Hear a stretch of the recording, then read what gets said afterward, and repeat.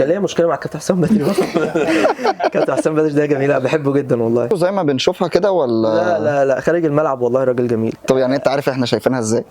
لا هو فسالت سؤال الكابتن حسن حمدي، سؤال هو فيه شطاره بس ما عجبش كابتن حسن حمدي. جت بعديها بشهر عملت لقاء مع خالد غندور. فاكر الحلقه دي برضو قوي كده. هاجمته كتير في قناه الاهلي وهاجمني كتير في قناه الزمالك. دايما هيطلع يشتمنا وعادي يعني. الجمهور مثلا ممكن يكون بيسخن شويه، ممكن الحاجات اللي زي دي. وضح بس، حسس الناس ان زعلهم في الحته دي مقدر، مش ان كل حاجه لا ايوه انت ضد الاهلي. طب بص بقى، ما هو الزمالك عمل مش عارف ايه، طب ما هو مش عارف مين عمل ايه. جمهور الاهلي ده طبعا جمهور عظيم، والناس ليها فضل عليا كبير جدا جدا والله بجد. انا واحد منهم اصلا. كابتن جمال حمزه معانا، دي حاجه يعني طبعاً. كانت جميله قوي قوي قوي كبير والله محظوظ العظيم. على الاهلي بطريقه جاب حبه اجوان. يعني هو لعيب كوره جامد. ومحظوظ على الحضري، اتضح بقى مش على الاهلي. لا يجي منه يعني ولا يركن؟ لا والله كويس. لو من دلوقتي الحق يركن قبل ما. والله ما شاء الله.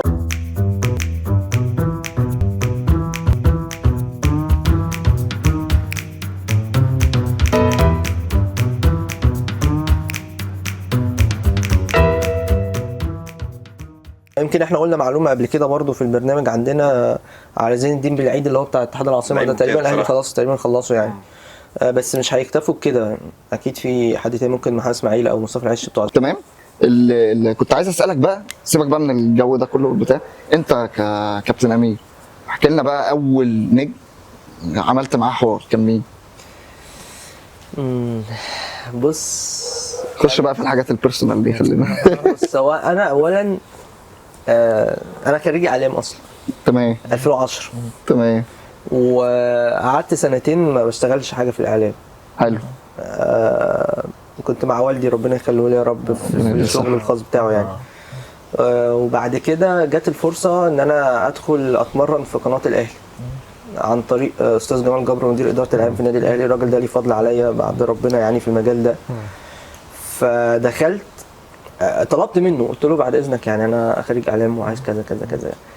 فهو الراجل ما اعرفش كان ليه نظره يعني قال بص يا امير خلينا نجرب. في ايه؟ لا تاني عايزين نسمع. خلوه تخلي بالك والنبي. قال لي بص خلينا نجرب، انا عن نفسي ما اقدرش اساعدك غير انك تنزل تريننج وتاخد الفرصه وانت وبقى وشطارتك وانت وبتاع. قلت له انا عايز نزلني تريننج مش عايز حاجه تاني. فنزلت تريننج، قعدت سنه ونص تقريبا بتمرن او سنتين بدون اي مقابل. مش بعمل اي حاجه، بنزل اتفرج على زمايلي بيعملوا ايه واشوفهم بيعملوا ايه وركز معاهم بيسالوا ازاي في المواقف دي بيتعاملوا ازاي كلام من ده. وكان بيبقى معايا ورقه وقلم كده اقعد اكتب ملاحظات لغايه لما خلاص قلت لهم بقى يا جماعه يعني. فالموضوع خد وقت لحد ما اتعينت في القناه. المهم لما اتعينت في القناه انا فاكر اول اوردر ليا كمراسل لوحدي كان في قطاع الناشئين في نادي انبي. بس قناه الاهلي هي اللي كان بنعمل تقارير عادي. اوكي عادي، كان في توقيت كده كان في تقارير تتعمل في كل الانديه عادي يعني. ورحت واشتغلت الاوردر ده كان اول اوردر ليا. بس كلقاءات مع لعيبه انا فاكر كويس جدا. عملت لقاء مع ابو تريكه في 2013. تصدق لسه على طرف لساني اقول لك مش عايز تعمل لقاء مع ابو تريكه. بس اسوأ لقاء ايه ده في حياتي. ليه كده؟ لا كنت بص عايز اقول لك على حاجه. توتر بقى ولا ايه؟ توتر مش طبيعي. انا كنت لسه خبراتي قليله جدا. من على الشاشه طبعا. بص الحمد لله اتمنتج. ما زي اللي انا فيه دلوقتي ده خلي بالك. اتمنتج يعني نفس حاله التوتر اللي انا فيه. اتمنتجت ما ظهرتش غير اجابات ابو تريكه وانا بسمعه مثلا. لكن اسئلتي اولا صوتي كان بيتهز جدا. في رهبه من اصلا انت بتسجل لقاء وفي نفس الوقت مع ابو تريكه كان توب نجم النادي الاهلي ساعتها. انا فان ليه فمش عارف افصل دي. غير كده انا ما. وده سنه كام مثلا؟ 2013 بالظبط. اوكي 2013 كان لسه واخد جايزه بتاعت حاجه عربيه كده، صحيفه عربيه حاجه كده. بس عملت لقاء وحش قوي انا فاكر كويس. لا بس حاجه جامده قوي من نفسي. ليه بس؟ قوي من نفسي. بالعكس دي حاجه في البدايه جامده جدا ما شاء الله. فرصه كان لازم تستغلها بشكل كويس. بس الحمد لله انا احبطت شويه بعد اللقاء ده. بس فعلا طبعا اتضايقت قوي من نفسي. بس في نفس الوقت عشان كان نفسي اعمل حاجه كويسه. فرصه كويسه. ربنا كان بيبعت لي رسائل كده اللي هو دوس وكمل. برضو كان في مشاكل بتعرض ليها من بعض المسؤولين في القناه ساعتها. في بدايه تعييني وقبل ما اتعين كان في ناس رافضه، ولما تعينت في ناس كانت عايزه تمشيني، وفي ناس في ناس كانت بتبعت فيا ايميلات ياه. طبعا. طب ليه حاطين حد في دماغهم لسه بيبدا وبيشق طريقه يعني؟ ممكن مش حبك، بتحصل بس كده. اي مدير ليك في اي شغلانه ممكن يستلطفك او يستلطفك، عادي بتحصل. انا كنت بتضايق من حاجات زي كده، كنت لسه صغير خبرتي قليله برضو، بس ما كانش في يعني كنت بقعد اقول طب يا عم ريح دماغك وانزل الشغل بتاعكم واشتري دماغك يا عم الشغلانه دي الخناقات دي والصراعات دي وهتشتري دماغي وبتاع. بس ربنا والله العظيم الحمد لله كان بيبعت لي رسائل كمل انت هتوصل في حاجه ان شاء الله بطريقه كويس فيها. فالحمد لله كملت يعني. بس كان اول لقاء هو ابو تريكه، وفاكر كويس جدا مره حصل موقف صعب قوي مع الكابتن حسن حمدي.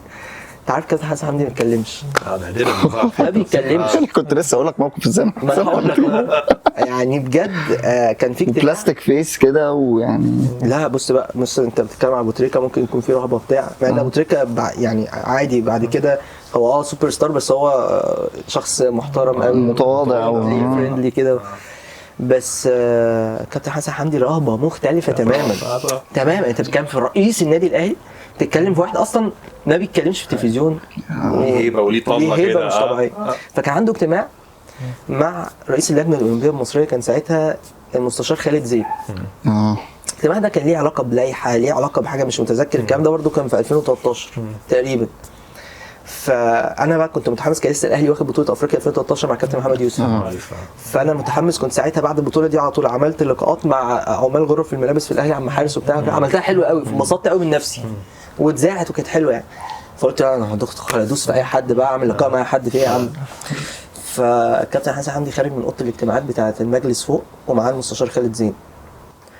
انا ملم بالقصه كويس وعارف المشكله كان ساعتها في ايه، فكنت مرتب اسئله معينه يعني، بس اسئله كان فيها جرأه شويه، وده ما كانش مطلوب بالنسبه للكابتن حسن حمدي تحديدا في ساعتها، لان هو اكيد كان في رساله معينه عايز يوصلها يعني. فانا لقيته خارج وبينادوا قناه الاهلي الكاميرا تيجي عشان يسجل.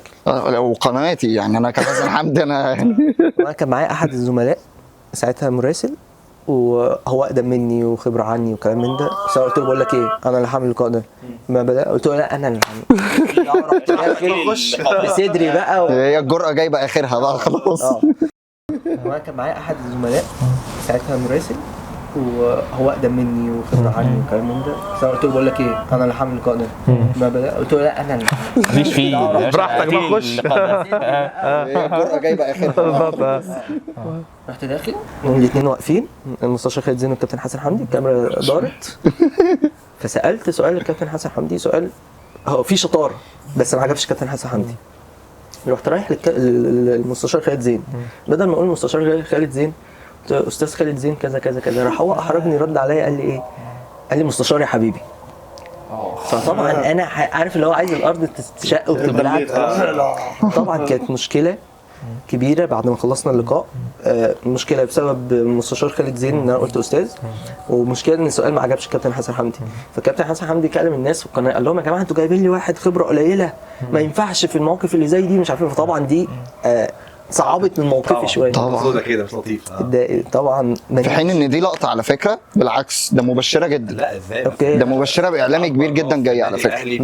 مش هايب حسن حمدي وبسال سياسه مختلفه في حته السؤال نفسه. انا لسه بقى كنت في بداياتي، ففي حاجات معينه كده لازم تراعيها وانت في قنوات والله طالما عرفت تستفزه تبقى جامد. ماشي. لا بس ما كانش ده الهدف الناس تستفزه والله. ما هو ده حلاوتها انك مش قاصد. دي حلاوتها بالظبط. فالموضوع طبعا انا اليوم ده وحياة ربنا انا تقريبا حرفيا ما نمتش. كان تاني يوم في حفله في النادي، ما اعرفش كان مش فاكر بتاعت ايه، رحت عيني هو نهايه كاريري خلاص بقى خلاص بقى ومش طايق نفسي ومحبط.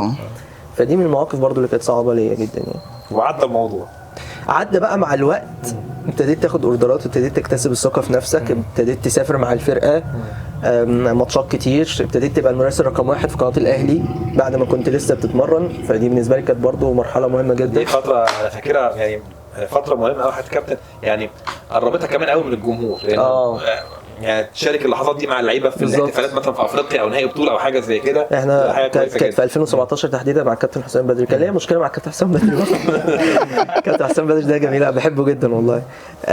في 2017 شخصيته زي ما بنشوفها كده ولا لا خارج الملعب والله راجل جميل. طب يعني انت عارف احنا شايفينها ازاي؟ لا هو بيتفضل الناس، هو عصبي وما بيضحكش جدا من ده جدا. هو في الشغل ما بيهزرش، دي حاجه كويسه على فكره. لكن في 2017 كابتن حسام البدري كان عامل موسم كويس قوي مع الاهلي. ففي ساعة ازارو ومشكلة متعب والقصة دي. صح؟ لا قبل ازارو. بتاع الوداد. قبل ازارو. قبل اوكي. الفاينل بتاع الوداد. السيمي فاينل الترجي اللي كان كابتن. لا مش سيمي فاينل، احنا كنا في ربع النهائي مع الترجي، هو اللي فكرتك بيه موضوع معلول ده. ايوه. فالاهلي تعادل هنا وراح كسب هناك 2-1. كان هنا 1-1. وبعد كده احنا كنا مسافرين، انا كنت مسافر مع فرقه، كنت ساعتها بقى كان الناس في الاداره في قناه الاهلي حاطيني انا رقم 1 اسافر كل السفريات مع الفرقه. ما شاء الله. فسافرنا السفريه دي، قبلها كان في سفريه الجابون، انا فاكر كان في برضو ماتش هناك في الجابون مع مش فاكر فريق اسمه ايه كده. المهم وبعد كده ماتش الربع النهائي ده، فروحنا على ولو كان الاهلي كسب هيلاعب النجم الساحلي هناك في نص النهائي على طول، ماتش الذهاب كان هيبقى هناك. احنا رايحين على اساس ان الفرص صعبه، الاهلي متعادل هنا هيخسر من الترجي وهنروح على مصر. توفق الاهلي الحمد لله وكسب، فالرحله زادت طولت. فطلعنا من تونس العاصمه رحنا على سوسه عشان الاهلي هيقابل النجم في نص النهائي. خسرنا 2-1 جول صالح جمعه لو تفتكر. صح تمام. قبل ماتش النجم الساحلي ده انا عملت احلى شغل في حياتي. انا تونس دي بالنسبه لي وش السعد عليا. اسبوع بقى قاعد مع اللعيبه ومع الجهاز اسبوع بقى انا قاعد، سيبك بقى من غير اللعيبه والجهاز الفني، انا قاعد في الشارع مع الجمهور التونسي مع الجمهور المصري اللي موجود هناك، بعمل لقاءات وبعض هنا وهنا وهنا، والناس ابتدت تعرفك هناك. انا كنت حاجه بالنسبه لي مستغربه طبعا. فعملت التوانسه عملت شغل. انا كنت مره قاعد هناك في وعندهم الحته دي زينا يا كابتن، يعني هتلاقي ممكن جمهور تونسي مثلا بيشجع صفاقسي فيشجع الاهلي قدام النجم عادي جدا. لا ومتابعين قوي الكره المصريه هناك في تونس، ومتابعين قوي دي غريبه دي. متابعين قناه الاهلي كمان ساعتها برضو. قعدت فتره عملت شغل فرق معايا جدا واداني ثقه جامده قوي. استندات كتير جدا عملتها، مداخلات كتير جدا، لقاءات مع لعيبه مع جهاز فني، كل الكلام من ده. واللي ساعد على كده الفرحه بتاعت فوز الاهلي على الترجي في رادس. ايوه فكان الاجواء حلوه كمان. كابتن حسام البدري على طول ساعتها وكنا لايف، فالدنيا برضو فرقت معايا. بعد كده رحنا المغرب بقى، ده كان صعب قوي لان خسرنا هناك. كنا عملنا ايه هنا؟ 1-1 ايوه. واشوف بن شريف ده هو كان جون في اول 5 دقايق، كان جون عالمي عالمي برج العرب ده. ده جون كان الجمهور جايبه مع مؤمن ساعه في الاستاديوم. ما انا كنت برضو موجود ساعتها في مقصوره الاعلامي. ورحنا مسافرين على هناك واحنا متعادلين 1-1، فالمهمه بقت صعبه بيني وبين الجمهور الوداد مش طبيعي. انا حضرت ماتشين للاهلي هناك مع الجمهور الوداد، الاهلي خسرهم الاثنين 2-0. الماتش في دور المجموعات وماتش النهائي ده هو شبه جمهور الاهلي قوي حتى نفس اللون ونفس الطريقه. فروحنا وخسرنا بس البطوله دي، لكن كان برضو الواحد عمل شغل كويس جدا، سمع مع الناس ساعتها. كده استمريت شويه لغايه لما جت الفرصه بقى دخلت الاستوديو. بس بحب حاجه دلوقتي في موقف مع كابتن حسام البدري. ايوه فكرتني. الله عليك هقول لك الله عليك. مره كنا الاهلي كان جايب سليماني كولوبالي اللاعب اللي هرب، وكان جايب عمرو بركات. يا راح فين عمرو يا لهوي. ماشي كان جايب الاثنين دول. وانت عارف كابتن حسام دايما ايه، اي صفقه جديده لازم يقعدها سنه بره. المهم فالناس قاعده مستنيه ده يلعب وده يلعب لغايه لما جه سليماني كولوبالي لعب كسر الدنيا. ففي ماتش من الماتشات كان في استاد السلام انا فاكر، فانا انا قاعد بتفرج على الماتش بقى وقلت ارتب نفسي كده، ده واضح ان الكابتن حسام البدري بيختار التوقيت المناسب اللي يدفع بيه في اللاعب واللاعب يتالق فيه، فده برافو عليك كابتن حسام. انا بعد الماتش هقول له الله، طب انت عرفت تختار الوقت اللي تدفع بيه سليماني، طب هتدفع امتى بعمرو بركات؟ هل انت مختار الوقت؟ فقلت له السؤال كده، اتخانق معايا على الهوا. على الهوا. واول مره اتعرض للموقف زي ده. انا اول مره اتعرض للموقف ده. طب ليه هو عايز ايه المشكله في السؤال؟ سؤال زي ده، انا مدير فني ما ينفعش انا اللي عارف امتى مين اللي يلعب. قلت له انا بشكر فيك، انا بسالك سؤال بمدح فيك انت. انا مش بقول لك ايه اللي انت بتعمله ده، انا بقول لك انت برافو، انت خليت سليماني كولوبالي انفجر في وقت معين، فهل انت محدد الوقت اللي هتدفع بيه فيه بعمرو بركات عشان يدي نفس المردود؟ لقيت رد فعل غير متوقع لدرجه ان انا تنحت كده، حطيت في موقف صعب. سؤالي طيب رحت لافف للكاميرا بعد ما هو زعق وخلص، حاولت افهمه مش عايز يديني فرصه، رحت لافف اقعد الاستوديو متضايق جدا. فرحت خلصنا اللقاء وخلاص ماشي، لا جاي لك بقى اهو. فانا ماشي خلاص، انا ماشي مش طايق نفسي، واللي هيشوفوه قدامي ما اعرفش اعمل فيه ايه. ما طبعا لقيت مين بيناديني؟ كابتن حسام بدري. يا دي لا مش امير. لا كابتن حسام. قال لي ما تزعلش. قلت له ما تزعلش يا كابتن، انت خليت شكلي وحش جدا. قال لي اصل انا كنت عايز اوصل رساله معينه. قلت له بصراحه حساب انا مالي، انا مالي يعني انت عايز توصل رساله معينه. ايوه انت. قلت له حصل خير يا كابتن مش عارف ايه. طبعا برضو راجل اكبر مني بحترمه، فخلاص يعني الراجل جه اعتذر، عايز ايه تاني؟ فالموضوع خلص بقى ساعتها العلاقه بقت ما بيني وبين كابتن حسام كويسه يعني في الحقيقه. بس هو ساعات ممكن عاوز اوصل رساله ان اللي يسالني اسئله بالشكل ده انا هعمل. بس هي المواقف اللي على الهوا دي بتبقى طبعا تبقى صعبه، عايزه شخصيه قويه. انا كان لسه عنديش الخبرات. انا دلوقتي مثلا حصل معايا موقف في قناه النهار، حد مش فاكر مداخله من الاسماعيلي كان عضو مجلس اداره، لقيته اتكلم بطريقه مش عارف، رحت رادد عليه احرجته. مع الوقت بتكتسب خبرات، بس في البدايات دي ممكن تاثر عليك جامد. بس انا اشوف ان انت في كل الاحوال ايا كان مجال عملك لازم تتمتع بشخصيه قويه، وانك ما تتاثرش باي حاجه. لازم تيجي مع الخبرات طبعا، تيجي مع الوقت. بس حتى لو في الاول انت ما عندكش خبرات لازم تستحمل، لازم تبقى متفاهم ان انت دلوقتي بتتعب وتستحمل. في يوم من الايام هتوصل اللي انت عايزه، يعني ربنا ما يضيعش مجهود حد. صح ونعم بالله. يعني تهندلها من غير ما يحصل تصادم في الاول لغايه ما يبقى عندك الخبره المناسبه. لا بس هو فعلا يا جماعه وحياة ربي ربنا فعلا ما بيضيعش. انا مريت بالموضوع ده، انا تعبت جدا جدا ولسه لازم اتعب كتير قوي خلال الفتره. انا لسه ما عملتش حاجه بس تعبت جدا وانا مراسل، كنت بنزل مش بعمل حاجه، وكنت بقى كنت بيجي فترات اقول لا خلاص هو ربنا مش قايل لي انا اكمل في الشغلانه بحبها دي من صغري بالمناسبه. لكن الاعلام ولا مراسل؟ الاعلام ككل. الاعلام طبعا. انا بالنسبه لي كان كابتن شوبير من وانا صغير بشوفه في دريم، ايه ده، دي حاجه جامده جدا، انا نفسي اعمل كده. هو اللي بدا اصلا كمان كابتن شوبير. طبعا صح. فالبدايه انا عندي قناعه مؤمن جدا ان انت كل حاجه لازم تتدرج فيها عشان تكتسب خبرات. ممكن تدخل مذيع مره واحده بس هتتفي مره واحده. كل ما مشوارك يبقى اطول وتتعب اكتر كل ما النجاح هيقعد يستوي. يعني في ناس مثلا تبقى مستعجله الشهره، صح؟ طبعا بيقول لك انا غالبيه الناس يعني كده. انا عندي قناعه ان انت الشهره اللي تيجي بسرعه بتنتهي بسرعه. بالظبط.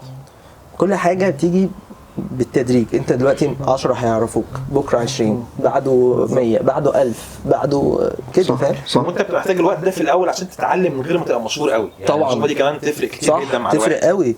هي دي تقريبا برضو اللي احنا بنحاول نعمله. يعني احنا بقالنا طول الفتره اللي فاتت ناس بتقول لنا حاولوا مش عارف تعملوا ايه ولا تعملوا ايه ولا تعملوا ايه. احنا اللي هو يا جماعه احنا لسه فعلا بنحاول نتعلم ونحاول نفهم الدنيا. فخلينا بس نتطور كده حته بحته لحد ما ان شاء الله هتيجي فرصه. اقول لك على حاجه، انت بعت لي فيديو على اليوتيوب ليكم مع كابتن جمال حمزه، صح. اوكي؟ وشفت ان انتوا لسه بتبتدوا. قلت يا جماعه طب ما هو هم محتاجين برضو حد ممكن ما يكونش بدرجه النجوميه الكبيره اللي لا يا نهار ابيض، احنا محتاجين حد يعني يساعدهم في ان هم ان شاء الله يكبروا وكلام من ده. فايه اللي يخليني ارفض؟ لا طبعا بالعكس، لازم انت في المواقف اللي زي دي تساعد عشان تلاقي اللي يساعدك بعد كده. يعني والله ربنا يكبر بخاطرك والله. والله فعلا يعني بجد يعني ان شاء الله كده فعلا مدير بلغنا ان الكابتن هتيجي معانا. لا ده شرف ليا والله، ده شرف ليا. لا ده شرف ليا والله. اللي حاجه بتقول ده بالظبط شرف لينا والله يا كابتن. شرف ليا وان شاء الله تكسروا الدنيا اكتر. وربنا ان شاء الله هيجازيك خير. نفسك مين النجم اللي تستضيفه وتعمل معاه حوار؟ مين النجم؟ على فكره حتى لو عالمي يعني احنا مفيش حاجه كبيره على ربنا يعني. طبعا مفيش حاجه كبيره. انا نفسي في يوم من الايام اعمل حوار مع محمد صلاح. وصلاح يعني طبعا لحد دلوقتي ما عملش حوار مع حد في مجال كره القدم. يعني ما فيش مذيع رياضي عمل حوار. عمل عمرو اديب وسعد يونس بس صح.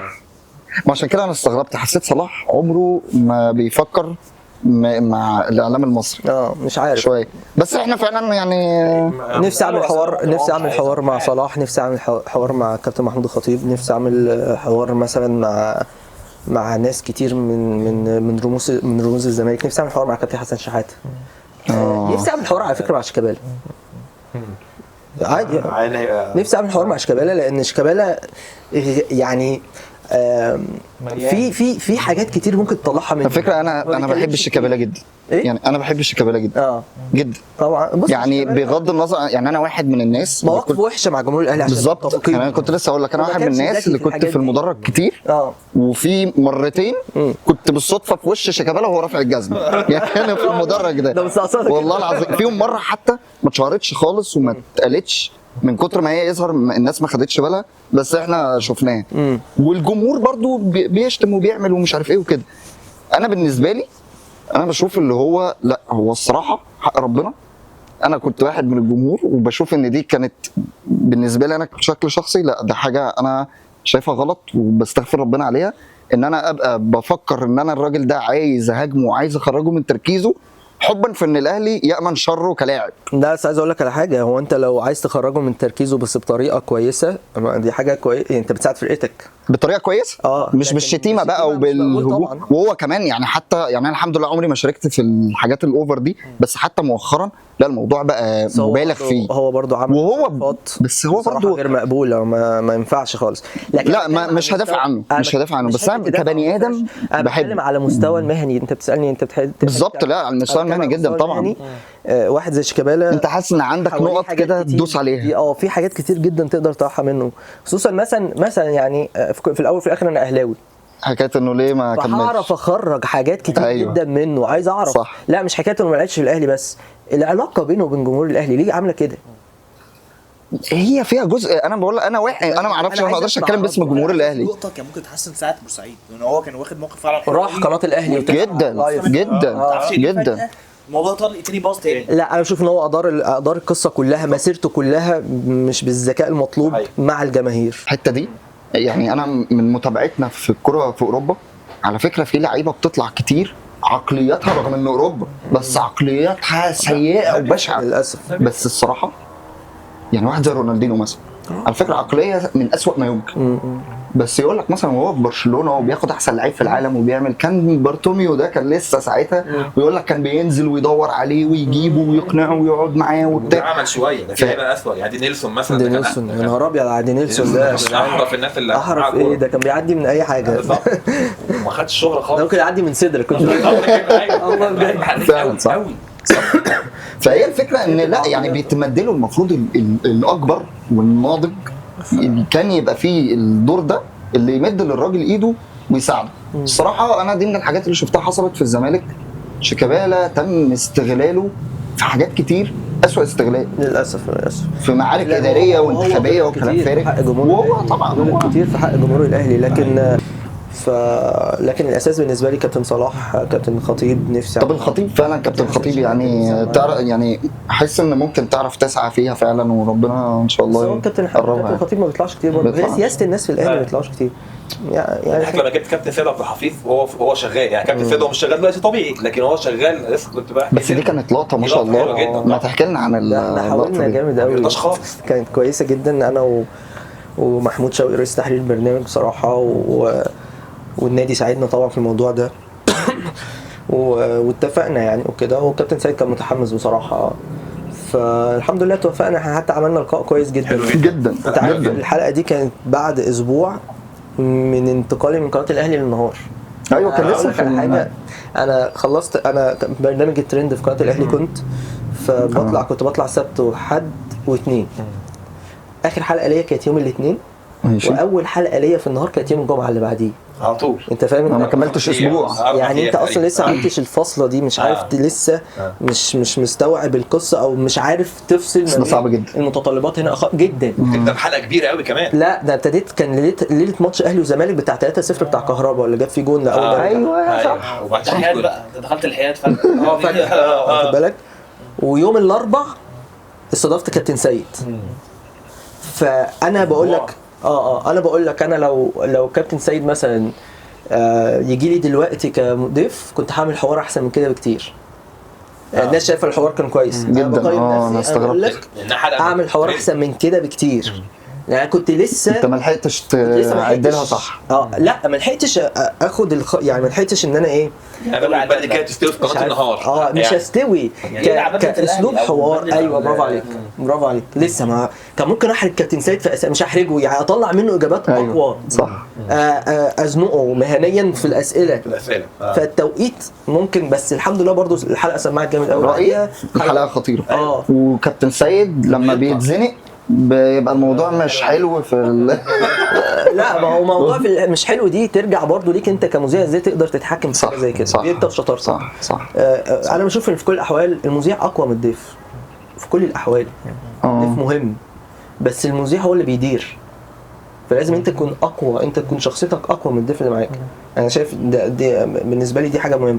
جت بعديها بشهر عملت لقاء مع خالد الغندور. فاكر الحلقه دي برضو قوي، كانت الحلقه دي كانت عايز اقول لك في الاول كنا انا وكابتن خالد احنا اول مره نقابل بعض هاجمته كتير في قناه الاهلي وهاجمني كتير في قناه الزمالك وهاجمني كتير في اون، كان بيطلع ضيف مع كابتن سيف زاهر فهاجمني برضه عدي لا ساعتها يلمح بالكلام يعني. فاول ما جه كان هو تنشن قوي. انت عارف اصلا الحلقه دي جت ازاي؟ هو كان عنده مشكله مع قناه الزمالك مع مرتضى منصور. ايوه صح. فساب قناه الزمالك يومين. اول ما عرفت ساب قناه الزمالك او ايه كانت فضيحه مش مشكله. والنبي كابتن خالد معانا. اول ما عرفت ان ساب قناه الزمالك فقلت لهم كلمت الناس في القناه قلت لهم بعد اذنكم انا عايز خالد الغندور. يعني ازاي مش ازاي والناس ما في بعض معايا في بعض من الاعداد هتجيب خالد الغندور والجمهور ممكن يهاجم الجمهور الاهلي وبتاع. فقلت لهم لا يعني ده لقاء شغل يا جماعه احنا خلاص احنا في حته دلوقتي شغل مختلف باسلوب مختلف. كلموا خالد الغندور. هو ساب القناه في يومين بعد البرنامج بعد الحلقه دي رجع. يعني احنا لو هو كان لسه في قناه الزمالك كانش هينفع يطلع معانا. سبحان الله. ده كانت حلقه قويه جدا جدا. وبدايه الحلقه هو اول ما دخل البلاتو بعد ما انا خلصت الانترو كان انترو صغير عشان نلحق ناخد معاه فتره كبيره فلقيته داخل مشدود شويه. بس انت كنت عادي. انا كنت اهلا كابتن خالد مش عارف عادي جدا. مستعد بقى داخل كده مشدود وحاسس ان انا متربص له. لا انا داخل عايز نعمل حوار كويس. فعشان كده كانت الاجواء في اول سيجمنت متكهربه جدا. الناس حتى كانت فاكره ان احنا بنتخانق مع بعض. الناس في الكنترول كانوا فاكرين ان احنا هنقوم فاهم.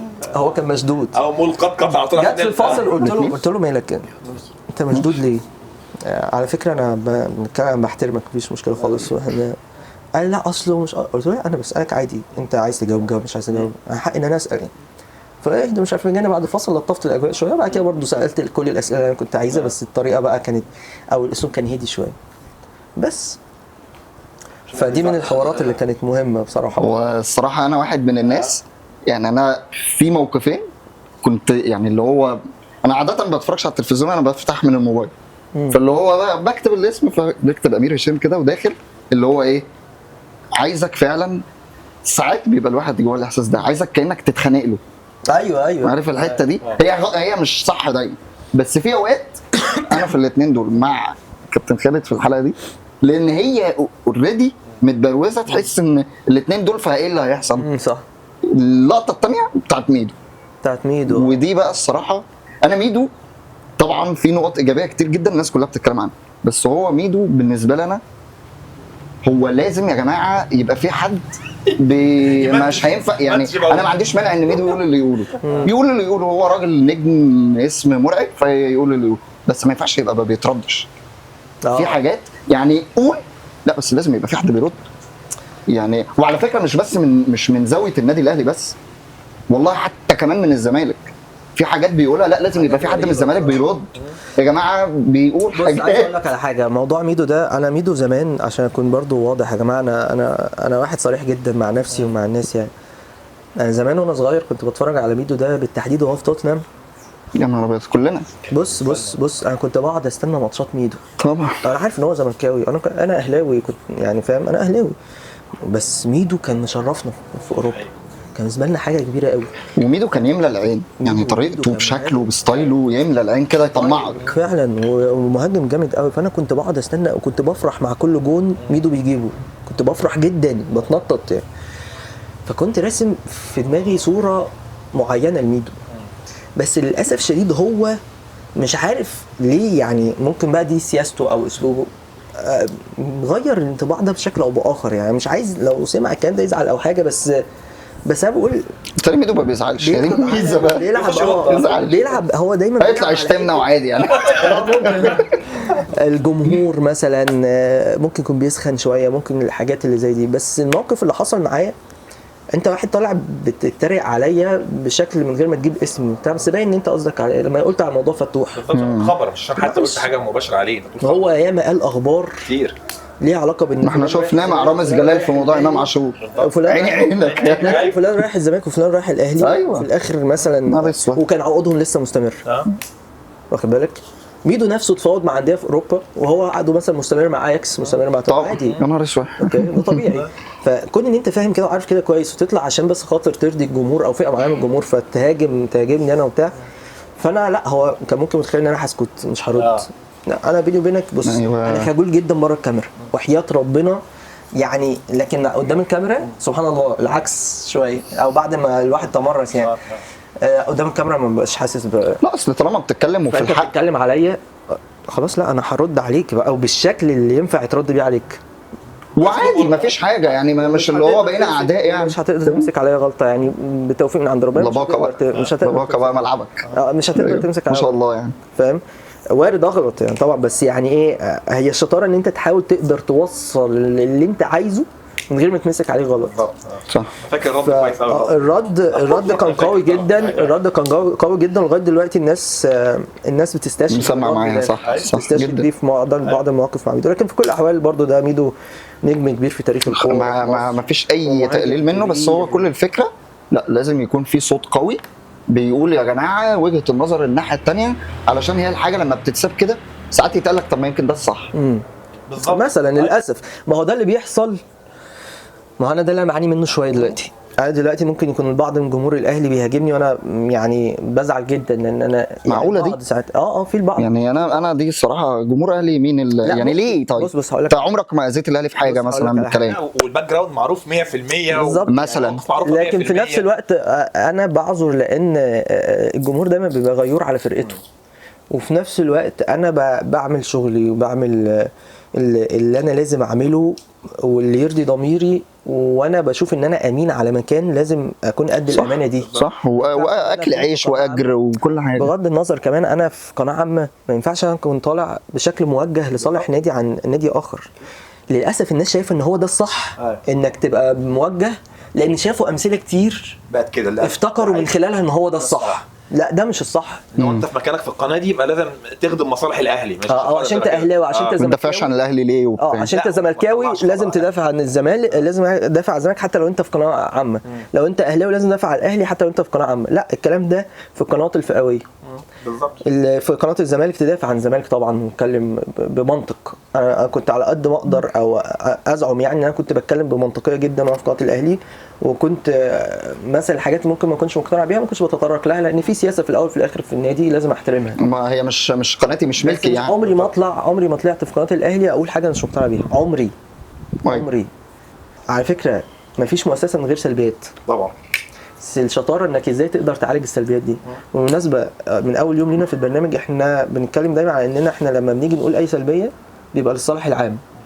يعني لما اتخانقنا مع مرتضى منصور كنا احنا البرنامج الوحيد اللي بنتخانق مع مرتضى منصور لو فاكرين. ايوه الباقي كله كان لازم كنا داخلين. هو على فكره تواجد مرتضى منصور فترات كتيره جدا كان مسهل المنافسه على الاهلي. طبعا يا نهار اسود. انا عايز اقول لك ان ده جميله في حق الاهلي بالنسبه لي. جمهور الزمالك كان بيقابلنا بيشكرنا على اللي احنا عملناه في الملف ده، لان طبعا نادي الزمالك الامور تتحسن مثلا، فاهم؟ البعض من جماهير الزمالك واخد بالك.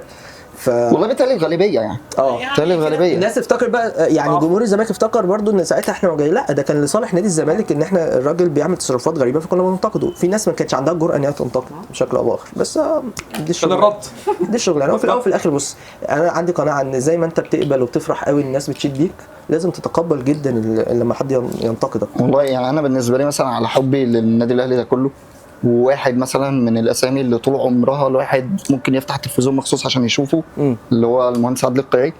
دي معايا حلقه فعلا. لا ما شفتهاش انا، فاتتني دي، بخش اشوفها. بس انا زعلان منه جدا جدا جدا جدا جدا جدا مؤخرا. الموقف الاخراني بتاع موضوع الدعايه والمش عارف ايه. يعني انا ما بقولش، حتى كنت لسه بتكلم معاهم في ده، انا ما بقولش في حاجات خلاص احنا كده بنطلع بره حته الكوره وداخلين في ملفات تانية. فانا ما بقولكش قول بقى كذا وحارب عشان كذا واعمل عشان كذا وبتاع. انت واحد مثلا، في ناس بتقرر تعمل ده بشكل شخصي، ربنا هو اللي هيسيبهم على ده ويتقبلهم منه. بس ما تروحش قايل كده، ومش بتقولش كده كمان باسم شخصي، انت بتقول كده باسم النادي. فبقيت انا كجمهور النادي، انت على فكره حاططني في موقف انا مش راضي خالص عن كده. التصريح ده ما كانش موفق. الحاجه الثانيه انه القصه دي يا جماعه الاهلي كان ماضي قبل اللي حصل، ففي عقود في مش عايز اخوض في الموضوع ده لان برضه هي الاداره هي قادره بكل شيء، فانت وانت جوه المطبخ غير وانت بره المطبخ يعني. الله اعلم بالاسباب وبالضغوطات وبكل حاجه. طبعا بس هو كان بيتكلم من نقطه ان هو يعني حاجه زي ما بتتكلم يا كابتن، هو في عقود وفي شروط جزائيه، ده مفهوم طبعا، بس ان هو خلاص يعني في الامور تمشي من غير كلام حواليه بالظبط، لانه لمجرد ان الملف الثاني ده مش نادي تاني. ده القضيه اللي هي مصر يعني كل الكلام مهما قلناه مش هنوفي القضيه دي حقها طبعا، لان احنا كمان بنحب النادي الاهلي قوي يعني. هو بنحب النادي الاهلي قوي ومش احنا طبعا يعني، قصدي الجمهور كمان الكبير قوي اللي بيسمع الشخصيات اللي هي المهمه في تاريخ الاهلي زي كابتن عادلي او كابتن بالظبط. النادي الاهلي مش نادي كوره، نادي مواقف طبعا. فانا مستني منك مواقف. على فكره الاهلي في وقت من الاوقات كانت القصه بتاعت لما راح فريق في لعب في فلسطين وساعتها خسر في الكاس معروفه بالظبط. انا بس حد يشكك في مواقف الاهلي او في وطنيه. انا كل اللي قلته كل اللي بطلبه يا جماعه، انا على فكره انا مش بطلب كمان بقى، مش بطلب مثلا ان يطلع يعتذر، اطلع بس ووضح المقاصد. انا يا جماعه انتوا الكلام اتاخد في السكه، احنا ما نوصل. على فكره فلسطين على راسنا وفي قلبنا وفي كل حاجه، ومحدش يزايد علينا في حبنا لفلسطين. كل بس المقصود ان عايزين النادي الاهلي يبقى الرعاة بتوعه متلهفين عليه، تبقى ارقامه كويسه بس. انما ما كانش التفكير في الحته وضح بس، حسس الناس ان زعلهم في الحته دي مقدر، مش ان كل حاجه لا ايوه انت ضد الاهلي. طب بص بقى، ما هو الزمالك عمل مش عارف ايه، طب ما هو مش عارف مين عمل ايه. يعني اكتر بوست لما يعني دربو حتى نزله وكان يقصد بالشكل اللي بنتكلم فيه ده، اللي هو كابتن عادلي يوضح الامور. اكلت شتيمه كومنتات اللي هو انا لسه بقول يا هادي انا ما حدش عارفني بتشتم يا جماعه اسمعوني بس. بص، هو موضوع الشتيمه ده يا جماعه بقى جزء من ده كده نعتبره لايف ستايل عادي خلاص يعني. انا زمان كنت بزعل قوي لما ممكن حد يشتم او بتاع، دلوقتي بقيت بشوف ان الموضوع لو انت ما شتمتش يبقى في حاجه غلط. يعني مش متشاف. بص يا جماعه، طريقه العمل العام فاهم بالظبط كده يعني. انت لو الناس فضلت تسقف لك وانت شاطر وانت جامد برافو عليك واشادات من غير انتقاد، يبقى دي في حاجه غير طبيعيه. اكيد طبعا، ده في حاجه مش مظبوطه. ده الانبياء بيختلف عليها. استغفر الله العظيم. بالظبط. لو لقيت الناس كلها بتحبك مفيش حد بيكرهك، يبقى في حاجه غلط. طبعا صح.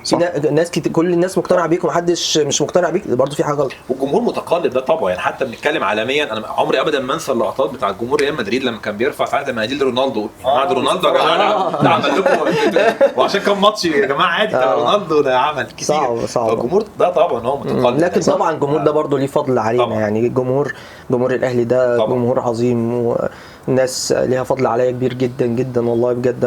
انا واحد منهم اصلا. في بعض قليل يحاول مثلا يتاثر بكلام يفهمه غلط، فلازم نديهم عذرهم يعني، لان هم ليهم في الاول في الاخر فضل علينا كبير يعني. عوايدنا يا كابتن امير اللي بيجي لنا هنا ما بيجيش مره. لا دي لا، هتجي لنا تلعب معانا تحديات. يلا وخلاص احنا كده هنعتبر نفسنا اصحاب. والله يعني هنعتبر نفسنا اصحابك خلاص، ونمشي نقول للناس احنا اصحاب كابتن امير. عايز اقول لك على حاجه، ازاي انا يعني جت اهلاويتي دي من والدي، ربنا يديله الصحه يا رب. انا والدتي زملكاويه جدا بس والدي اهلاوي جدا. فابويا يعني بيعشق الاهلي. دلوقتي مثلا لو قلت خبر على الاهلي سلبي، اقسم بالله اول معارض على اللي بشوفه اول شتيمه على طول التليفون اقول ربنا يستر. خارج بقى انا عارف، انا قلت مثلا في مشكله مثلا حصلت في الاهلي، فلان عمل كذا بتاع، ببقى خارج بلاقي ايه اللي انت بتعمله ده، وازاي ومش ازاي بقى وشتايم وانت وما فيش فايده فيك وخناقات عشان خاطر هو بيحب الاهلي. اقول له انا كمان بحب الاهلي على فكره. هو انت بتعشق الاهلي وانا بعشق الاهلي، بس في شغل، ده شغل ماليش دعوه. العاطفه رهيبه. فانا كنت وانا صغير ابويا بياخدني ماتشات الاهلي من على طول كنت عضو في النادي الاهلي بتقول بالظبط. بس انا بتكلم بقى ككوره، عضو في الاهلي ممكن يبقى في اعضاء في الاهلي بس مش مهتمين بالكوره مثلا، او مش بيشجعوا الاهلي قوي، مش بالشغف ده كمان. لا انا والدي حببني في الاهلي بطريقه من وانا صغير. اقول لك على اكتر من كده. كان بيجي وقت عليا يبقى عندي دروس في وقت ماتشات الاهلي، فوالدتي مثلا تقول امير في درس كده، انا عايز اتفرج على الماتش، فبابا يكون قاعد يقول لي الغي الدرس. الله طب ما دي حاجه جميله قوي دي. اصل هو كان رده كده، اصل هو لو قعد في الدرس وعارف ماتش الاهلي شغال مش هيركز، يبقى ايه لازمه الدرس؟ بالظبط. هو بصراحه عنده حق. والله في العظيم حاجه اغلى من الاهلي عندنا كمان. والله العظيم انت اب بتفهم. عايز اقول لك وحياه ربنا كم الدروس اللي اتلغت بسبب ماتشات الاهلي. انا فاكر كنت بقعد اقول يا رب ماتش الاهلي فاكر الاهلي لما كان في اليابان، كنت انا في ثانويه عامه، انا كنت في الجامعه، فكانت الصبح الماتشات كلها. اول نسخه دي كنت في اولى جامعه. انا كنت في ثانيه ثانوي. 10 الصبح تقريبا. 9 الصبح 9 الصبح 9 الصبح. وفي ماتش كان واحد الدور اللي هو بتاع سيدني ده، ده مره كان يوم جمعه كمان، طلعنا من الصاله لقينا اقول الماتش لك على شغال. اكتر من كده. انا مثلا كان في مش فاكر لعيب من اللعيبه كان نفسي يجدد في الاهلي، مش فاكر مين، اوكي مش فاكر، اعتقد ابراهيم سعيد. كان فتره كده ابراهيم سعيد وهو صغير كان يعني لعيب وهو في الاهلي مش طبيعي. طبعا. ففي فتره كده جت ان هو احتمال يروح الزمالك. ده قبل الموضوع ده كان القصص. شاغلني قوي، او قبل القصص دي. اوكي. فالموضوع ده كان شاغلني قوي، كنت الموضوع ده كان شاغلني قوي، فكنت بتكلم مع بابا مش عارف ايه يا امير، اصل هو ممكن يكون في مشكله. مره صحيت الصبح فبفتح عيني لقيت جرايد، كان ما فيش بقى النت ولا الكلام من، لقيت جرايد كده متعلقه على المكتبه قدامي ان مثلا فلان جدد للاهلي، مش بس يعني اكتر من الاهلي مش عارف هيعمل حاجه تفرح، فاهم؟ مجله الاهلي دايما كان بابا يجيبها طبعا كل 4 دي موجوده. انا كنت بقى وانا صغير اصحى الساعه 7 الصبح 7 الصبح مخصوص عشان انزل اجيب الاخبار بتاعت الرياضه بشكل عام، وبالتحديد اخبار الاهلي، خصوصا في الفتره اللي الاهلي بقى ابتدى فيها يجيب الصفقات الجامده، عماد النحاس، على اسلام الشاطر، على ابو تريكه، على فالانتقالات دي كانت شغلاني قوي، واخبار الفرقه كانت شغلانه. فكنت انزل اجيب مجله الهدف، مجله الهدف، مجله الاهلي، مجله كان في مجله الفرسان، كان في اكتر من مجله كده. كنت بصحى الصبح 7. الفرسان دي بتاعت الزمالك؟ لا فعلا ما كانش فكره مباشره. لا مش الاهلي. وكان في اخبار الرياضه، كان في عدد مثلا الاهرام، عدد الجمعه ده بيعمل حاجه خاصه بالرياضه. ايوه صح. الجمهوريه يوم الاثنين. ايوه. السبت الاخبار. انا الحاجات دي كانت اساسي بالنسبه لي. انا كل دول ومعاهم مجله ميكي. فلا هو والدي حببني في الاهلي بطريقه، انا واخواتي، انا عندي اسلام اخويا الوسطاني وعمر اخويا الصغير، بالنسبه لنا الاهلي وهي حتى انه كان باين عشان كده باين. انا عايز اقول لك اسلام متفهم ان انا في الشغل طبيعي ان علشان اخوك. هو متفهم دي. بابا مش عايز هو مش قابل. انا عايز اقول لك انا هو لسه بحاول اشق طريقي. وكان كابتن جمال حمزه معانا، دي حاجه يعني كانت جميله قوي قوي قوي كبير والله محظوظ العظيم. على الاهلي بطريقه بس جاب حبه اجوان، يعني هو لعيب كوره جامد. ومحظوظ على الحضري، اتضح بقى مش على الاهلي. هو لعيب كوره جامد. كان الحضري راح الزمالك جاب فيه في الزمالك. انا فاكر في جول جابه في الاهلي في الحضري، الكوره جت 2003 راح عاملها بوش رجله كده، راحت في البعيده. ده بتاع 2002 تقريبا، وهو واقف كده حطها، كانت حلوه قوي. هو كان خطير طبعا. بس فانا بالنسبه لي بقى حاجه والله لقيت تليفونات، وانت ابوك لو كان عايش، ومش ابوك لو كان عايش، وانت ازاي يا جمال حمزه ومش عارف ايه. يا جماعه ده انا فرحان جدا الراجل جه، انتوا بتقولوا ايه؟ لا هو انا فاكر اول ماتش روحته للاهلي كان ماتش الاهلي وهارتس اوف اوك تقريبا في افريقيا، في بطوله افريقيا. ده اول ماتش تروحوا في الاستاد تقريبا. ده كان مش فاكر، كان في ماتش قبليه، مش فاكر ده كان قبليه ولا بعديه، كان الاهلي والاسماعيلي. اوكي. كان روبرت اكوري كان في الاهلي وراح الاسماعيلي، النيجيري ده فاكر. ما اعرفش راح الاسماعيلي بعد كده جاب فينا جون، او في كوره جت في العرض عملها لوب كده في الحضري. يعني دول في ماتش فيهم الاول، مش فاكر انهي فيهم، بس تقريبا هارتس اوف اوك ده كان الاول تقريبا يعني. كان ايام المدرب الاجنبي ده اللي كان ماسك الاسماعيلي ده، ابو شعر اصفر ده، كان اسمه بوكير. لا صح كده. بوكير لا قبله قبليه بوكير كان ماسك بدري قوي الاسماعيلي. ايوه قبليه، لا قبل بوكير. لا الكلام ده كنت انا صغير خالص. بوكير بعد كده انا متاكد. هو انا داخل بعض عندي الاسماعيلي تقريبا. اوكي. كابتن بعد كابتن محسن صالح، مش فاكر كان مين بصراحه، كان مدير فني اسماعيلي. زملكاويه جدا يعني. طب ده بقى زملكاويه متابعه ولا اللي هو لا زملكاويه متابعه جدا. طب ده الحياه ماشيه ازاي كده؟ وانت في النص صعب قوي. لا وبعدين لما كنت مثلا هاجم مجلس اداره نادي الزمالك ايام مرتضى منصور، انت عايز بقى حاجه من الزمالك، انت مش نافع تشتغل كده، انت مش نافع كده. انا جاي النهارده اتكلم على فاركو بقى، وبعدين بابا يقول لها الله طب ما تسيبيه يشوف شغله دلوقتي، هي تقول له الله ما تسيبيه يشوف شغله لما يكون في حاجه. فلا والدتي برضه ربنا يخليها لي برضه. دي معركه صعبه دي. طيب ولا اعمل ايه؟